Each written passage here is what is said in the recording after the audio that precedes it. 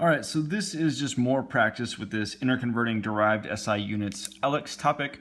I've got another problem here. I'm going to walk through the way that I would solve this. I'm going to go a little bit more quickly in this one. This is more just for extra practice. One thing I would definitely recommend is if you have watched the previous video, so the previous video is a little bit more in depth, I would pause this video, see if you can solve this problem, and then compare what you've done to what I'm going to show in the video. So in this one, we're going to go from units of kilopascals times millimeters to the third power times inverse seconds, and I want to convert that to millijoules times inverse seconds. So let's go ahead and get started. The first thing that I'm going to do, again, I'm just going to show the unit conversions. I'm not going to write all the numbers out, and the reason for that is because these are going to be, pretty simple actual calculations, but this way we'll be able to see everything all lined up, and then at the end we can sort of go through and do that calculation with this 19.5. So for now, I'm just going to ignore this 19.5, and I'm going to just worry about the units. So I'm starting with my units here, kilopascals times millimeters to the third power times seconds,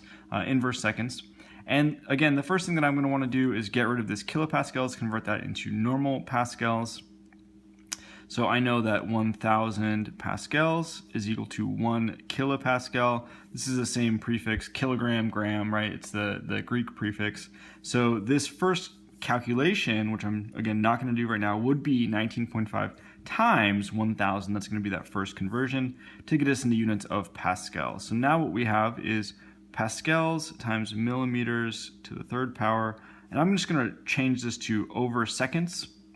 So inverse seconds, that's the same as seconds on the bottom, essentially. The thing I'm going to do next is get rid of this millimeters to the third power. I know that, my pascals units, my joules units, those base units, they're going to have units of meters. So I want to get rid of this millimeters cubed. So the way that I'm going to do that, and again, this is a little bit confusing here. I think this is probably the hardest part, just like in that previous example that I talked about earlier.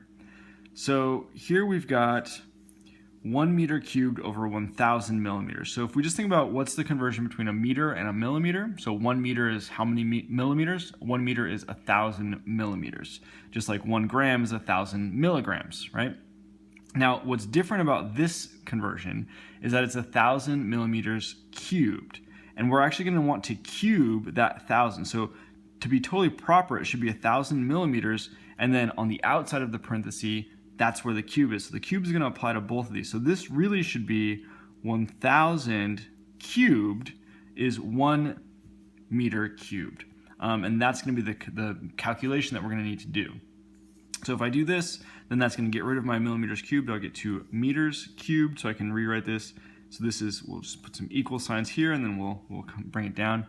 So now we've got pascals times meters cubed over seconds to the first power. Now I'm going to do this conversion to get rid of pascals. So if I multiply this by 1 kilogram times meters to the -1 times seconds to the -2, that is what 1 pascal is equal to. So my units of pascals will cancel out.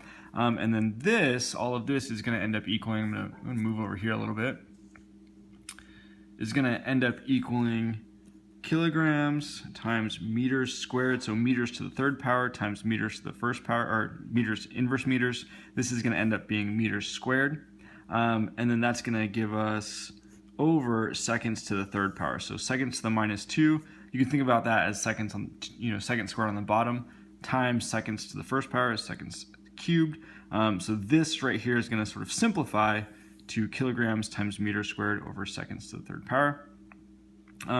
Now I could rewrite this as kilograms times meters squared over seconds squared times seconds.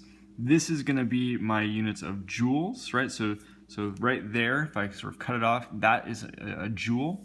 So that would equal 1 joule times inverse centimeter or inverse seconds. And then the last step here, I want to convert to millijoules. So millijoules, this is going to be times 1,000 millijoules over 1 joule. Units of joules will cancel, and then that will give me my final answer. So now in terms of the calculations, I'm going to start with 19.5, and in this first step I'm going to multiply that by 1,000. So I would just type that in, 19.5 times 1,000. And then in the second step I'm going to divide by 1,000 to the third power, right? So I want to make sure I keep that 1,000 to the third power in mind. So when you do this step, divide by 1,000 to the third power. This step I don't have to do anything. It's just a factor of 1. Same here. These are all factors of 1. But then at the end here, I'm going to multiply that by 1,000. So if I do that calculation, 19.5 times 1,000 divided by 1,000 to the third, and then multiply that by 1,000 one more time, you get an answer of 0.0195 with my units of millijoules times inverse seconds. So that is my final answer. And that is a good process for this type of problem. All right.